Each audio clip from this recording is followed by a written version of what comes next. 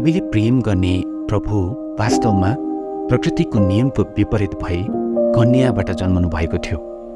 उहाँ अप्रसिद्धिमा हुर्कनु भयो, गरिबीमा जिउनु भयो र साँच्चै भन्ने हो भने उहाँले एकचोटि मात्र आफू जन्मनु भएको देशको सिमानालाई पार गरी बाहिर जानुभयो, त्यो पनि उहाँको बाल्यकालमा।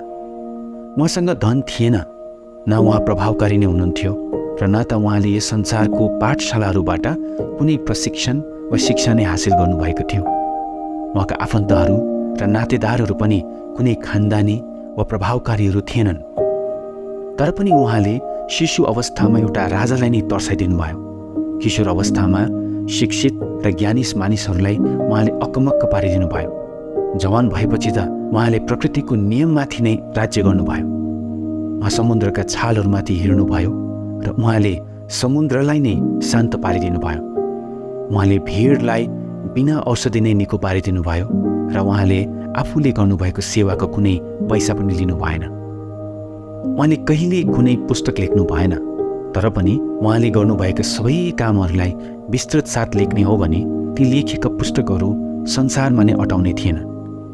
उहाँले कहिले कुनै विद्यालय स्थापना गर्नु भएन, तर पनि विश्वका सबै विद्यालयहरू मिलाएर पनि उहाँको जति छात्र भेला पार्न सकिँदैन। उहाँले कहिले चिकित्सा प्रचालन गर्नु भएन, तर पनि डाक्टरहरूले जति तोडिएको शरीर अहिलेसम्म निको पारे त्योभन्दा बढी उहाँले तोडिएको हृदयहरू निको पार्नुभयो। इतिहासभरि नै धेरै महान व्यक्तिहरू आए र गए, तर उहाँ आज पनि जीवित नै हुनुहुन्छ। हेरोदले उहाँलाई मार्न सकेन, शैतानले उहाँलाई बहकाउन सकेन, मृत्युले उहाँलाई नाश गर्न सकेन र चिहानले उहाँलाई रोक्न सकेन। तर यी सबै वास्तविकताहरू सामुने हुँदाहुँदै पनि जहिले पनि येशू ख्रीष्ट वास्तवमा को हुनुहुन्छ त भन्ने प्रश्न उठ्दछ। यस विषयमा वाद विवाद, तर्क वितर्क निरन्तर रूपमा चलि नै रहन्छ, जस्तै लगभग 2000 वर्षदेखि नै चल्दै आएका छन्। सम्प्रदायहरूले र नास्तिकवादहरूले उहाँको विषयमा विभिन्न टिप्पणीहरू गर्छन्। जस्तै कतिले भन्छन् उहाँ एक धर्म कट्टरपन्थी हुनुहुन्थ्यो, झुटा हुनुहुन्थ्यो वा राजनैतिक क्रान्तिकारी हुनुहुन्थ्यो। अरू कतिले भन्छन् उहाँ एक असल शिक्षक हुनुहुन्थ्यो। अझै कतिले छन् यो भनेर भिन्नै विचार प्रस्तुत गर्छन् कि उहाँ सबैभन्दा महान व्यक्ति हुनुहुन्छ जसमा ईश्वरीय गुणहरू थियो। अझै कतिले भन्छन् कि उहाँ संसारमा मानिने ईश्वरहरूमध्ये एक हुनुहुन्छ, एक सृष्टि गरेका प्राणी, एक उच्च स्वर्गदूत वा एक अगमवक्ता। तर येशूलाई लिएर यी सबै अनगन्य मानवीय बयानहरूमा समानता के छ हेर्ने हो भने सबैले नै येशूलाई परमेश्वरभन्दा कम ठहराउँछ। उहाँ महान हुनुहुन्थ्यो, असल हुनुहुन्थ्यो वा सबैभन्दा उच्च स्तरका मानिस हुनुहुन्थ्यो र उहाँ जस्तो आजसम्म कुनै मानिस जन्मेको छैनसम्म भन्न स्वीकार्योग्य छ। तर परमेश्वर होइन, उहाँ परमेश्वर हुन सक्नुहुन्न। वास्तवमा भन्ने हो भने कुनै मानिसले आफ्नो बुद्धि वा ज्ञानले येशूलाई उहाँ जो हुनुहुन्छ त्यस्तै चिन्न सक्दैन, कारण मानिसमा उहाँलाई चिन्ने त्यो क्षमता नै छैन। यसकारण मानिसले उहाँलाई जति सानो बनाउने प्रयास गरे तापनि उहाँ तल खसालिनुहुन्न। साथै मानिसले उहाँको विषयमा जतिसुकै असल भने तापनि त्यो पर्याप्त हुँदैन।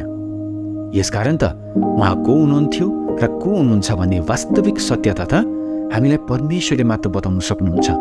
परमेश्वरले उहाँको विषयमा दिनुभएको गवाहीलाई मात्र हामी विश्वास गर्न सक्छौँ र परमेश्वरले त्यो सत्यता हामीलाई प्रकट गर्नुभएको छ उहाँको सत्य वचनद्वारा। यसकारण यस अध्ययनमा हामी बाँकीको समय यस विषयलाई समर्थन गर्ने बाइबलका 2वटा खण्डहरूलाई हेरेर बिताउनेछौँ, जसमध्ये एउटा पाउलले कलसीका विश्वासीहरू लेखेका थिए भने अर्को चाहिँ एकजना अनजान यहुदी लेखकले यहुदी विश्वासीहरू र अविश्वासीहरूलाई लेखेका थिए। यी खण्डहरूले यीशु ख्रीष्टको ईश्वरत्वलाई लिएर एउटा गम्भीर चित्र प्रस्तुत गर्दछन्। यी दुवै खण्डहरूलाई सँगै राखेर हेर्दा हामीलाई शङ्का गर्ने कुनै कारण नै हुँदैन कि कन्याबाट जन्मिएका येशू नाउँ भएका व्यक्ति वास्तवमा परमेश्वर शरीरमा हुनुहुन्छ र उहाँ नै हाम्रो प्रेम र भक्तिको योग्यको पनि हुनुहुन्छ। यीशु ख्रीष्टको ईश्वरत्वको दाबी गर्दै गर्दा पावल र हिब्रूको लेखक दुवैजनाको मनमा केही विशेष लक्ष्यहरू थिए। उनीहरूले यीशु ख्रीष्टको ईश्वरत्वलाई लिएर केही पुष्टि गर्न चाहन्थे। उदाहरणको लागि पावललाई कलसीको मण्डलीमा ज्ञानवादीहरूको विरोध गर्नु परेको थियो, जोहरूले उनीहरूलाई कुनै उच्च रहस्य बुझ्ने एउटा विशेष अधिकार प्राप्त भएको छ भनी ठान्थे र उनीहरूको विश्वासअनुसार यो यस्तो गहिरो रहस्य थियो जो साधारण मानिसहरूले बुझ्न सक्दैन। उनीहरूले यस्तो सिकाउने गर्थे कि आत्माका कुराहरू वा आत्मिक संसार चाहिँ असल हुन्, तर भौतिक संसार र भौतिक संसारका सबै थोकहरू चाहिँ खराब हुन्। उनीहरूले मान्थे कि परमेश्वर आत्मा हुनुहुन्छ, यसकारण उहाँ असल हुनुहुन्छ, तर परमेश्वरले भौतिक थोकलाई चाहिँ कहिल्यै पनि छुन सक्नुहुन्न, किनकि भौतिक थोक चाहिँ खराब हो। यसकारण त उनीहरूले यो पनि दाबी गरी पठाए कि यो भौतिक संसार परमेश्वरले बनाउनु भएको नै होइन, किनकि भौतिक थोकहरू खराब छन् र यदि परमेश्वरले नै के बनाउनु भएको हो भने त सबै खराबीको जिम्मेवारी परमेश्वर आफै नै हुनुहुनेछ। अझै उनीहरूले यो पनि सिकाउँथे कि परमेश्वर कहिले पनि मानिस बन्न सक्नुहुन्न, किनकि मानिस बन्नको लागि उहाँलाई एउटा खराब थोकले बनिएको शरीरमा बास गर्नुपर्ने हुन्छ। यसकारण उनीहरूले यो भनेर परमेश्वर शरीरमा आउनु भएको सत्यतालाई इन्कार गरिदिए कि येशू एउटा असल स्वर्गदूत मात्र हुनुहुन्छ र उहाँको शरीर त भ्रमिक मात्र हो। अनि उनीहरूको यस्तै खालका विचारहरूलाई चुनौती दिन र सच्याउनलाई नै प्रेरित पाउलले कलसी 1 अध्यायको 15देखि 19 पदमा यसरी भनेका छन्, उहाँ अदृश्य परमेश्वरको प्रतिरूप सारा सृष्टिका ज्येष्ठ हुनुहुन्छ, किनकि उहाँमा नै सबै थोक सृष्टि भएका थिए। स्वर्गमा र पृथ्वीमाथि भएका दृश्य र अदृश्य थोकहरू, चाहे सिंहासनहरू, चाहे प्रभुत्वहरू, चाहे प्रधानताहरू, चाहे अधिकारहरू, सबै थोक उहाँद्वारै र उहाँकै निम्ति सृजिएका हुन्। उहाँ नै सबै कुराभन्दा अगाडि हुनुहुन्छ र उहाँमा नै सबै कुरा बाँधिएर रहेका छन्। उहाँ शरीर अर्थात् मण्डलीका शिर हुनुहुन्छ। उहाँ नै सुरु हुनुहुन्छ, मरेकाहरूबाट जीवित हुनेहरूमा उहाँ ज्येष्ठ हुनुहुन्छ, ताकि प्रत्येक कुरामाथि उहाँ सर्वोच्च हुन्, किनकि उहाँको आफ्नो सारा पूर्णता ख्रिस्टमा बास गरेकोमा परमेश्वर प्रसन्न हुनुभयो। यस बयानले स्पष्ट गरी पुष्टि गर्छ कि येशू वास्तवमा शरीरमा परमेश्वर स्वयं नै हुनुहुन्छ, जसले स्वर्ग, पृथ्वी र त्यसमा भएका यावत थोकहरू बनाउनु भयो। उहाँ सृष्टि होइन, तर सृष्टिकर्ता नै हुनुहुन्छ। हिब्रूको लेखकले अर्कोतिर यहुदीहरूका लागि लेखेका थिए, जसमध्ये कतिले त येशू नै ख्रिस्ट हुनुहुन्छ भन्ने कुरा पनि विश्वास गर्थेनन्। उनले विश्वासीहरूलाई येशू नै ख्रिस्ट हुनुहुन्छ भन्ने पुष्टि गर्नुको साथसाथ अविश्वासीहरूमा पनि येशूको श्रेष्ठतालाई लिएर प्रमाण गर्न प्रयास गरेका छन्, यो दाबी गर्दै कि कसरी येशू पुराना करारका कुनै पनि व्यक्ति, रीति, विधि वा बलिदानहरूभन्दा अति श्रेष्ठ हुनुहुन्छ। ख्रिस्टको श्रेष्ठताको बयान गर्ने पहिलो अध्यायको पहिलो 3 पदहरू नै वास्तवमा उनको सम्पूर्ण पत्रको सारांश हो, जहाँ उनी लेख्छन्, प्राचीन कालमा हाम्रा पिता पुर्खाहरूसँग अगमवक्ताहरूद्वारा धेरै र विभिन्न किसिमले परमेश्वर बोल्नुभयो, तर यी आखिरी दिनहरूमा उहाँ आफ्ना पुत्रद्वारा हामीसँग बोल्नु भएको छ। पुत्रलाई नै उहाँले सबै कुराका उत्तराधिकारी नियुक्त गर्नुभयो। उहाँद्वारा नै समस्त सृष्टि रच्नु पनि भयो। उहाँ नै परमेश्वरका महिमाको प्रतिबिम्ब र परमेश्वरकै स्वभावका वास्तविक प्रतिरूप हुनुहुन्छ र सम्पूर्ण विश्वलाई आफ्नो शक्तिको वचनले सम्हाल्नुहुन्छ। पापको शुद्धि गर्नु भएपछि महिमित परमेश्वरको दाहिने बाहुलीपट्टि उच्च स्थानमा उहाँ विराजमान हुनुभयो। यी 2 खण्डहरूले दाबी गरे अनुसार येशू मानिस मात्र हुनुहुन्थेन, तर सर्वश्रेष्ठ पनि हुनुहुन्थ्यो र हुनुहुन्छ। वास्तवमा उहाँ परमेश्वरको व्यक्तित्वको सबैभन्दा स्पष्ट प्रकटीकरण हुनुहुन्छ, अर्थात् परमेश्वर को र कस्तो हुनुहुन्छ भन्ने कुरा येशूले मात्र स्पष्ट गरी आफूद्वारा देखाउनु भएको छ। येशू ख्रिस्ट सबैजनामाथि सर्वश्रेष्ठ मानवीय अभिव्यक्ति पनि हुनुहुन्छ, अर्थात् मानिस कस्तो हुनुपर्ने हो त्यसको सत्यता पनि येशूले नै सबैभन्दा स्पष्ट गरी प्रकट गर्नुभएको छ। अर्को शब्दमा भन्ने हो भने येशू नै परमेश्वर र मानव बीचमा सर्वसर्वी हुनुहुन्छ। उहाँले नै परमेश्वर र मानिसलाई पूर्ण रूपमा प्रकट गर्नुहुन्छ। यसकारण त प्रियहरू, यदि हामीलाई हाम्रो पहिलो प्रेममा फर्किनु हो भने हामीले भर्खरै हेरेको यो अकाट्य वास्तविकताको आधारमा हामीले उहाँसँग एउटा साँचो सम्बन्ध स्थापना गर्नै पर्छ। हामी उहाँसँग जोडिएको हुनै पर्छ। तर येशू मानिस र मानिसको संसारभन्दा श्रेष्ठ र माथिका हुनुभएकाले उहाँसँग एउटा सत्य र गम्भीर सम्बन्ध स्थापना गर्न अघि हामीभन्दा ठुलो कुराहरूसँग उहाँको सम्बन्ध के र कस्तो छ त्यो पनि हामीले पहिले बुझेको हुनुपर्छ। अनि प्रेरित पावल र हिब्रूको लेखकले पनि उनीहरूको लेखहरूमा यही नै गर्न प्रयास गरेका छन्। यसकारण आउनुहोस् एकछिन उनीहरूलाई हाम्रो प्रिय र उचालिनु भएको प्रभुको विषयमा के भन्नु छ हेरौँ। ख्रिस्टको ईश्वरत्वलाई इन्कार गर्नेहरूले पनि कहिलेकाहीँ उनीहरूको तर्कको समर्थन गर्नका लागि कलस्सी 1 अध्यायको 15देखि 19 पदलाई नै प्रयोग गर्ने गर्छन्। उदाहरणका लागि उनीहरू पद 15मा अदृश्य परमेश्वरको प्रतिरूप भन्ने वाक्यलाई लिएर भन्छन्, येशू त केवल सृष्टि गरिएको मानिस हुनुहुन्छ जसले अरू बाँकी मानिसहरूले जस्तै परमेश्वरको प्रतिरूप धारण मात्र गर्नुभएको छ। तर प्रतिरूप शब्दको निम्ति जुन ग्रीक शब्द यहाँ प्रयोग गरिएको छ त्यसको अर्थ प्रतिकृति वा ठ्याक्कै जस्ताका त्यस्तै भन्ने हुन्छ। पावलले यो भन्नु खोजेका थिए कि परमेश्वर स्वयं उहाँको पुत्रको व्यक्तित्वमा पूर्ण रूपले प्रकट हुनुभएको छ, जो चाहिँ अरू कोही नभएर यीशु ख्रिस्ट नै हुनुहुन्छ। यीशु ख्रिस्ट नै परमेश्वरको प्रतिरूप हुनुहुन्छ। हिब्रू 1 अध्यायको 3 पदले पनि त्यस्तै खालको पुष्टि गर्दै भन्छन्, उहाँ नै परमेश्वरका महिमाको प्रतिबिम्ब र परमेश्वरकै स्वभावको वास्तविक प्रतिरूप हुनुहुन्छ। परमेश्वरप्रति ख्रिस्टको सम्बन्ध प्रकाशको सम्बन्ध सूर्यसँग जस्तै हो। जस्तो सूर्य कहिले प्रकाशविहीन हुँदैन, परमेश्वर र ख्रिस्ट पनि त्यस्तै हुनुहुन्छ। पिता र पुत्र अलग हुनुहुन्न र अनन्तदेखि कहिले एक बिना अर्को अस्तित्वमा पनि हुनुहुन्थेन। पिता र पुत्र एक हुनुहुन्छ। हिब्रू 1 अध्यायको 3 पदमा प्रतिबिम्ब भन्ने शब्द उल्था गरिएको ग्रीक शब्दले प्रकाश दिनु भन्ने बुझाउँछ, अर्थात् येशू परमेश्वरको प्रकटीकरण वा परमेश्वरबाट प्रकाशित हुनुभएको हो भनी बुझाउँछ। जबकि कसैले कहिले पनि परमेश्वरलाई देख्न सकेको छैन, परमेश्वरबाट हामी कहाँ पुग्ने एउटै प्रतिबिम्ब वा प्रकाश भनेको नै येशू ख्रिस्टद्वारा मध्यस्थ गरिएको छ। हामी आज पापले प्रभाव पारिएको संसारमा जिउँछौँ, जहाँ हर कहीँ अधर्मले भरिएको छ। अन्धकारको शक्तिले मानिसहरूलाई वशमा पारिरहेको छ र मानिसहरूलाई यो महसुस नभए तापनि आफ्नो ईश्वरहीन भोग र जोशले गर्दा उनीहरू सबै अन्धो भएका छन्। मानिसहरू ख्रिस्टलाई चिन्ने र उहाँको महिमालाई देख्न सक्ने अवस्थामा नै छैनन्। प्रेरित पावलले 2 कोरिन्थी 4 अध्यायको 3देखि 4 पदमा यो वास्तविकताको पुष्टि गर्दै भन्छन्, हाम्रो सुसमाचार घुम्टोले ढाकिएको भए तापनि यो नष्ट हुनेहरूका निम्ति मात्र घुम्टोले ढाकिएको छ।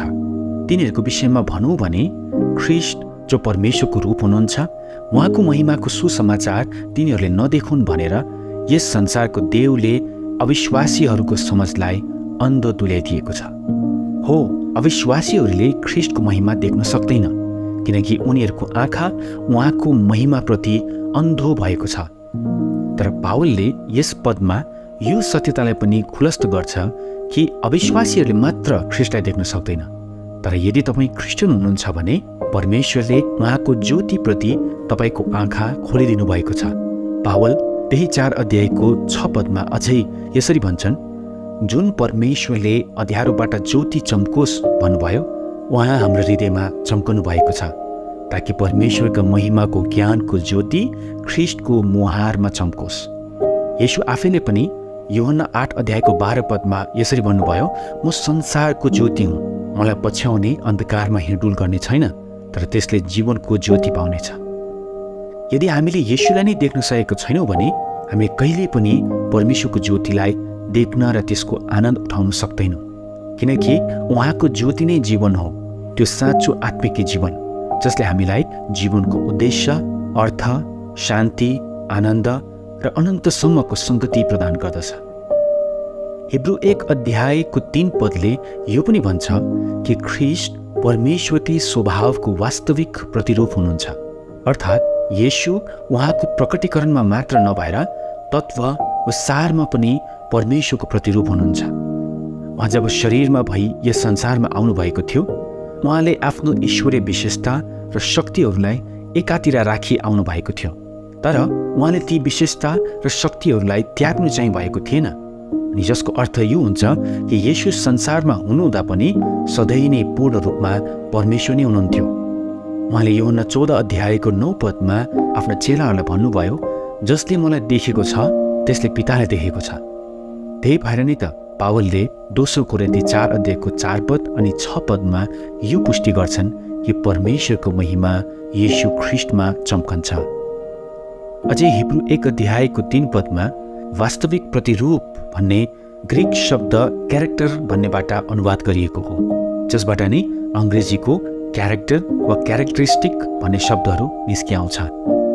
ग्रीकहरूले यस शब्दको अर्थलाई मोहर लाउँदाखेरि अर्थात् सिल हान्दा सिलमा भएको जस्ताका त्यस्तै निशान जसरी कागजमा छापिने गर्दछ त्यसको सन्दर्भमा प्रयोग गर्ने गर्छन्। यस्ता खालका अर्थको प्रयोग गरी हिब्रूको लेखकले यही दाबी गर्न खोजेका थिए कि येशू ख्रिस्ट पनि सिद्ध परमेश्वरका व्यक्तिगत छाप लागेका जस्ताका त्यस्तै परमेश्वर समान नै हुनुहुन्छ। ख्रिस्टद्वारा अदृश्य परमेश्वर दृश्य बन्नुभएको छ। परमेश्वरको पूर्ण प्रतिरूप येशूमा प्रकट गरिएको छ। कलस्सी 1:19 पदले त यस सत्यतालाई झन अघि लाँदै यसरी भन्छ, किनकि उहाँको आफ्नो सारा पूर्णता ख्रिस्टमा बास गरेकोमा परमेश्वर प्रसन्न हुनुभयो। येशू परमेश्वर जस्तै देखिने मात्र होइन, तर उहाँ पूर्ण रूपमा परमेश्वर नै हुनुहुन्छ।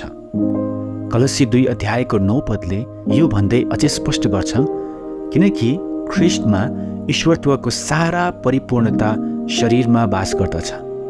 उहाँमा केही कमी छैन, कुनै ईश्वरी विशेषता वा शक्ति छोडिएको छैन। येशू पूर्ण रूपमा परमेश्वर नै हुनुहुन्छ। कलस्सी 1:15 पदमा पावल भन्छन् कि येशू सारा सृष्टिका ज्येष्ठ हुनुहुन्छ। जोहरूले यीशु ख्रिस्टको ईश्वरत्वलाई इन्कार गर्छन् उनीहरूले यस वाक्यको पनि यो सम्झेर दुरुपयोग गरेका छन् कि येशू पनि त सृष्टि गरिनु भएको रहेछन्, यसकारण उहाँ अनन्त परमेश्वर हुनुहुन्न। तर यो ज्येष्ठ भन्ने शब्द प्रोटोटोकोस भन्ने जुन ग्रीक शब्दबाट उल्था गरियो त्यसले येशूको श्रेणी वा स्तरको बारेमा बुझाउँछ, न कि उहाँको जन्म। हुन त बाइबलको कति ठाउँमा प्रोटोटोकोस शब्दलाई क्रम अनुसार जेठो भनेर पनि बुझ्न सकिन्छ, जस्तै लुका 2:7 पदमा। तर पनि यहाँ चाहिँ यस शब्दलाई ओहदालाई बुझाउन प्रयोग गरिएको छ। ग्रीक र हिब्रू दुवै सम्प्रदायहरूमा ज्येष्ठ भन्दाखेरि पहिलो जन्मेकोलाई बुझाउँछ, अनि साथै ज्येष्ठ नै उत्तराधिकारको हकदार पनि हुन्छ। परिणामस्वरूप राजघरानाको परिवारमा पनि ज्येष्ठ छोरासँग नै वर्तमान राजापछि राज्य गर्ने अधिकार हुन्छ। माथि उल्लेख गरिएका ग्रीक शब्द अनुसार ख्रिस्टले नै सम्पूर्ण सृष्टि उत्तराधिकारको रूपमा पाउनु भएको छ र उहाँसँग नै राज्य गर्ने अधिकार पनि छ।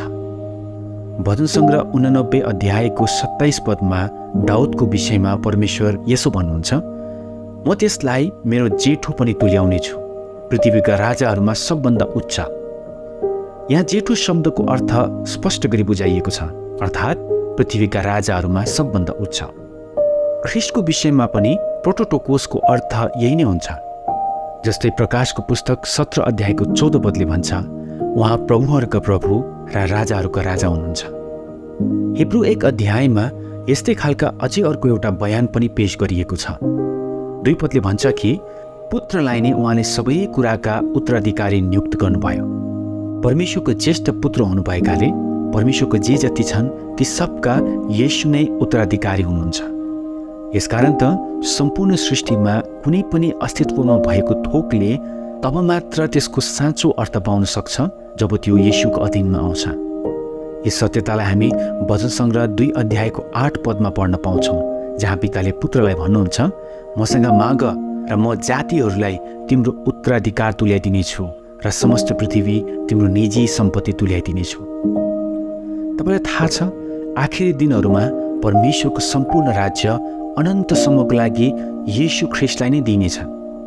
प्रकाश 5 अध्यायले परमेश्वरलाई स्वर्गमा आफ्नो हातमा मोहर लागेको मुठ्ठोले सिंहासनमा बस्नु भएको चित्रण गर्दछ।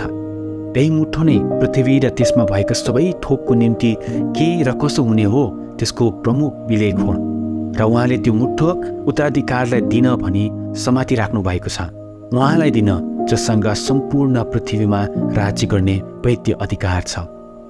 रोमीहरूको कानुन अनुसार एउटा अभिलेखमाथि कसैले छेडछाड नगरोस् भनी 60वटा सम्म मोहरहरू लगाइन्थ्यो र यस विलेखमा पनि त्यस्तै गरिएको छ।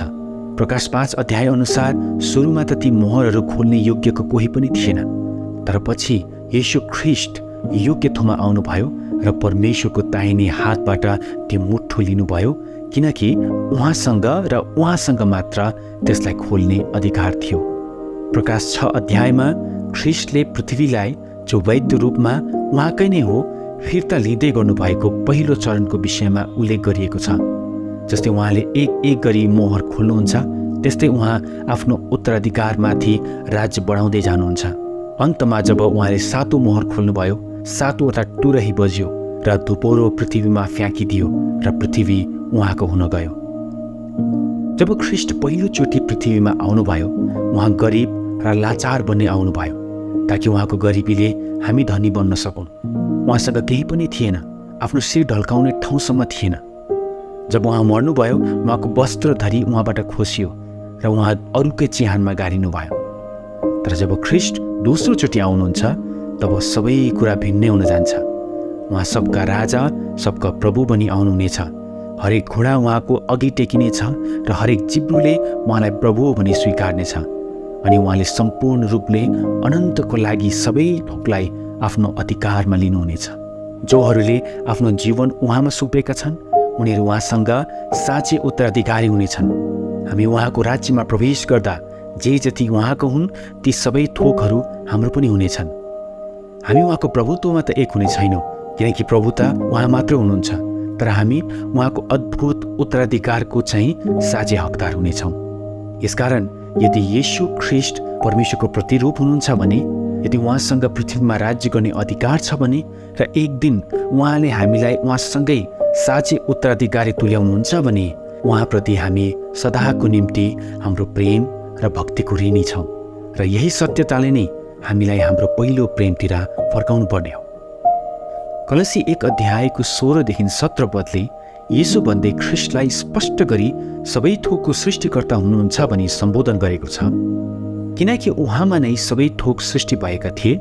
स्वर्गमा र पृथ्वीमाथि भएका दृश्य र अदृश्य थोकहरू, चाहे सिंहासनहरू, चाहे प्रभुत्वहरू, चाहे प्रधानताहरू, चाहे अधिकारहरू, सबै थोक उहाँद्वारै र उहाँकै निम्ति सृजिएका हुन्। उहाँ नै सबै कुराभन्दा अगाडि हुनुहुन्छ। उहाँ सृष्टिको एउटा भाग हुनुहुन्न, उहाँ सृष्टिकर्ता नै हुनुहुन्छ। आरम्भदेखि नै सम्पूर्ण ब्राह्मण र सारा सृष्टिलाई अस्तित्वमा ल्याउन सक्रिय परमेश्वरको उहाँ हात नै हुनुहुन्छ। यूहन्ना 1 अध्यायको 3 पदले भन्छ, सबै थोक उहाँद्वारा बनिए र बनिएको कुनै थोक पनि उहाँ बिना बनिएन। यदि उहाँ आफै नै सृष्टि गरिएको प्राणी हुनुभएको भए त वचनको यो दाबी सत्य ठहरिने थिएन।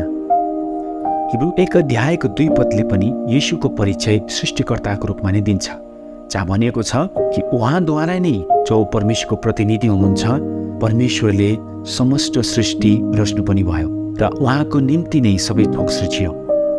येशूको ईश्वरत्वको सबैभन्दा ठुलो प्रमाणहरूमध्ये एउटा चाहिँ उहाँको सृष्टि गर्नु सक्ने शक्ति हो। एउटा यस्तो शक्ति जो परमेश्वरसँग मात्र हुन्छ। यदि उहाँमा सृष्टि गर्ने शक्ति छ भने उहाँ परमेश्वरको बराबरी वा परमेश्वर स्वयं नै हुनुहुन्छ। अनि वचनले पुष्टि गर्छ कि उहाँले नै सबै भौतिक र आत्मिक थोकहरू बनाउनु भयो, यसकारण उहाँ परमेश्वर हुनुहुन्छ। हिब्रू 1 अध्यायको 2 पदमा सृष्टि शब्दलाई जुन ग्रीक शब्दबाट उल्था गरियो त्यसलाई वर्षहरू भनी पनि बुझ्न सकिन्छ। येशू ख्रीष्टले पृथ्वीलाई भौतिक रूपमा मात्र सृजनु भएन, तर समय, अन्तर, बल, क्रिया र वस्तुहरू पनि उहाँले नै सृजनु भएको हो। कुनै ऊर्जा र प्रयास बिना नै उहाँले सम्पूर्ण ब्राह्मण र त्यसलाई क्रियाशील पार्ने शक्तिहरू सृजनु भयो। कलसी 1 अध्यायको 17 पद अनुसार येशू सम्पूर्ण सृष्टिभन्दा उच्च हुनुहुन्छ, जहाँ यसरी लेखिएको छ, उहाँ नै सबै कुराभन्दा अगाडि हुनुहुन्छ। उहाँ सृष्टिको आरम्भ हुनुभन्दा अघिदेखि नै हुनुहुन्थ्यो। उहाँले यूहन्ना 8 अध्यायको 58 पदमा यहुदीहरूलाई यसै भन्नुभयो, अब्राहम हुनुभन्दा अघिबाटै म छँदैछु। यहाँ उहाँले आफैलाई यहुदीहरूले पुज्ने याह्वेको रूपमा चिनाउनु भयो, जो अनन्तसम्म रहने एकमात्र सच्चा परमेश्वर हुनुहुन्छ। मिका अगमवक्ताले पनि मिका 5 अध्यायको 2 पदमा येशूको जन्मभन्दा अघि नै उहाँको विषयमा यसो भनेका थिए, जसको सुरु पुरानो समयदेखि अर्थात् प्राचीन कालदेखि नै छ। जो सृष्टिमा समयको सुरु हुनुभन्दा अघिदेखि नै थिए त्यही नै त अनन्तको हो, अनि परमेश्वर मात्र अनन्त हुनुहुन्छ र येशू अनन्त परमेश्वर हुनुभएकाले उहाँ सम्पूर्ण सृष्टिभन्दा अघिदेखि नै हुनुहुन्छ। पावल कलसी 1:17 अझै भन्छन्, उहाँमा नै सबै कुरा बाँधिएर रहेका छन्। हिब्रूको लेखकले पनि हिब्रू 1:3 पावलको यस बयानलाई यो भनी समर्थन गर्छन्, र सम्पूर्ण विश्वलाई आफ्नो शक्तिको वचनले सम्हाल्नुहुन्छ। सम्हाल्नुहुन्छ भन्ने ग्रीक शब्दको अर्थ थामी राख्नु वा कायम राख्नु भन्ने हुन्छ। उहाँले यो काम निरन्तर रूपमा गरिरहनुहुन्छ भन्ने बुझाउनलाई नै यो शब्दलाई यहाँ वर्तमान कालमा प्रयोग गरिएको छ। सम्पूर्ण ब्राह्मणमा सबै थोकलाई अहिले येशूले नै थामी राख्नु भएको छ। उहाँले जीवनको अस्तित्वलाई जोगाइराख्नलाई आवश्यक सबै कुरालाई साँच्चै नै थामी राख्नु भएको छ। सम्पूर्ण ब्राह्मणमा सबै स्थिरताको पछाडिको शक्ति उहाँ नै हुनुहुन्छ। ख्रिस्टको आत्मिकी संसारसित पनि एउटा विशेष सम्बन्ध छ, कारण कलसी 1:16 अनुसार उहाँ नै सिंहासनहरू, प्रभुत्वहरू, प्रधानताहरू र अधिकारहरूलाई बनाउनेवाला हुनुहुन्छ। यी नामहरूले ख्रिस्टले सृष्टि गर्नुभएको स्वर्गदूतहरूको विभिन्न स्तरहरूलाई बुझाउँछ। हिब्रूको लेखकले पनि 1:7-8 यसरी भन्दै ख्रिस्ट र स्वर्गदूतहरूको बीचमा एउटा स्पष्ट अन्तर पेश गर्छन्।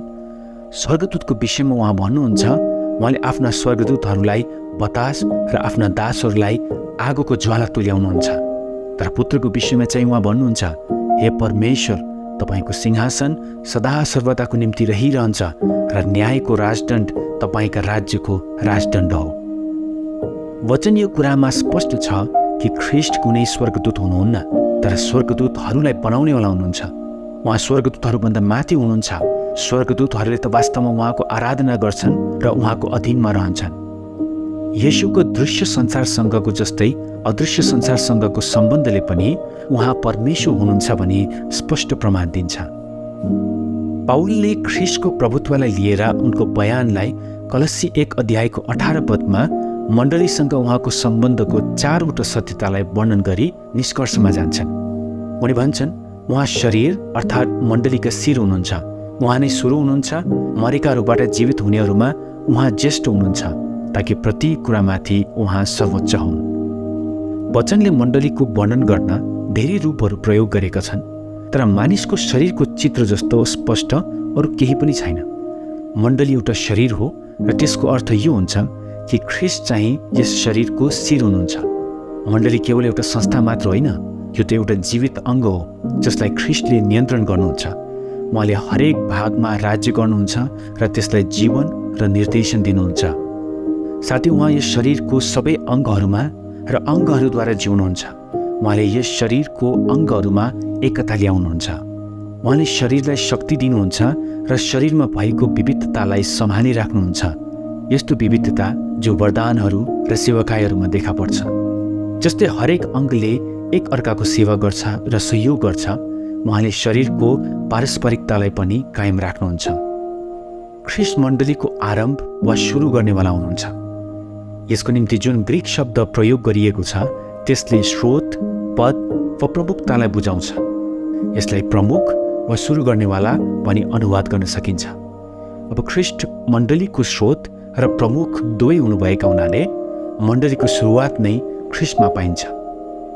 एफिसी 1:4 अनुसार सृष्टिको सुरु हुनुभन्दा अघि नै परमेश्वरले ख्रिस्टमा हामीलाई चुन्नुभयो। मण्डलीको शिर हुनुभएकाले येशू नै मण्डलीका प्रमुख र सर्वोच्च पदमा हुनुहुन्छ। मण्डलीको सुरु नै उहाँ हुनुभएकाले मण्डली सुरु गर्नेवाला पनि उहाँ नै हुनुहुन्छ। यस अध्यायको सुरुमा नै हामीले ज्येष्ठको अर्थ लिएर चर्चा गरेका थियौँ। अहिलेसम्म जति पनि मृत्युबाट बोरी उठाइएका छन् र जति पनि उठाइने छन्, उनीहरूमा ख्रिस्ट चाहिँ प्रमुख हुनुहुन्छ। उहाँ मात्र सबैभन्दा महान हुनुहुन्छ। आजको दिन पहिलो स्थान प्राप्त गर्नलाई सबैले प्रयास गर्छन्। खेलदेखि लिएर व्यापारसम्म सबै समूह, टोलीको र संस्था निगमको एउटै मात्र लक्ष्य हुन्छ, सबैभन्दा पहिलो स्थानमा पुग्नु। तर साँच्चै नै पहिलो स्थानमा रहनुहुने त एकजना मात्र हुनुहुन्छ। उहाँको मृत्यु र पुनरुत्थानको परिणामस्वरूप येशू नै सबै कुरामा पहिलो स्थानमा हुनुहुन्छ। यो उचित पनि छ कि जो सम्पूर्ण ब्राह्मणमा नै सर्वोच्च हुनुहुन्छ, उहाँ सबै कुरामा पहिलो स्थानको योग्यको पनि हुनुहुन्छ। यस महिमित सत्यताप्रति हाम्रो प्रतिक्रिया कस्तो हुनुपर्ने हो? पवित्रतालाई जोड दिने अर्को व्यक्ति जोन ओवेनले सठिक प्रकारले भन्छन्, धन्यको सुसमाचारहरूमा ख्रिस्टमा प्रकट भएको प्रकाश सम्पूर्ण सृष्टि र त्यसको बुझाइ, त्यसले ठान्न सक्ने र हासिल गर्न सक्ने भन्दा अति उत्कृष्ट, अति महिमित ईश्वरीय बुद्धि र भलाइको किरणहरूले भरेका छन्। यो ज्ञान बिना मानिसको मन अरू आविष्कारहरू, खोजहरूमा जति घमण्ड गरे तापनि त्यो अन्धकारले र भ्रमले नै छोपिएको हुन्छ। यसकारण हाम्रो अति गम्भीर विचार, सबैभन्दा गहिरो ध्यान र लगनशीलतालाई यसैमा लगाउनु पर्छ, किनकि यदि हाम्रो भविष्यको आशिष भनेको उहाँसँग, उहाँ जहाँ हुनुहुन्छ त्यही नै रहनु हो भने र उहाँको महिमालाई हेरिरहनु हो भने सुसमाचारमा प्रकट गरिएको उहाँको महिमालाई अहिलेदेखि नै चिन्तन गर्नुभन्दा उत्तम तयारी के हुन सक्ला र? अनि जुन महिमालाई हेरेर हामी पनि बिस्तारै त्यही महिमामा बदलिँदै जानेछौँ। परमेश्वर भन्नुहुन्छ कि सबै कुराहरूमा उहाँको पुत्रको नै पहिलो स्थान छ। तपाईँको निम्ति यसको अर्थ के होला? यसको अर्थ सबै कुरा नै हुनुपर्छ। उहाँलाई इन्कार गर्नु भनेको उहाँको उपस्थितिदेखि निकालिनु र अनन्तसम्म नरकमा फालिनु हो। तर उहाँलाई स्वीकार्नु भनेको उहाँ जो हुनुहुन्छ र उहाँसँग जे जति छन् त्यसको पूर्णतामा प्रवेश गर्नु हो। यसको अलावा अरू कुनै चुनाव नै छैन। यदि तपाईँले तपाईँको पहिलो प्रेमलाई पुनः प्राप्त गर्नु हो भने यो बुझ्न अति नै आवश्यक छ कि येशूले मेरो जीवन समेत वास्तवमा नै सबै कुराहरूमा पहिलो स्थान लिनुहुन्छ। येशूको अघि तपाईँले कुनै प्रतिष्ठाको ठाउँ ओगट्नुहुन्न, उहाँले मात्र त्यो ठाउँ लिनुहुन्छ। अनि जति चाँडै तपाईँले यो बुझ्न सक्नुहुन्छ त्यति नै चाँडो तपाईँले उहाँको निम्ति आफ्नो प्रेमको स्थापना गर्नुहुनेछ। प्रभुले तपाईँलाई यस अध्ययनबाट आशिष दिनुभएको हुन्। जय मसीह।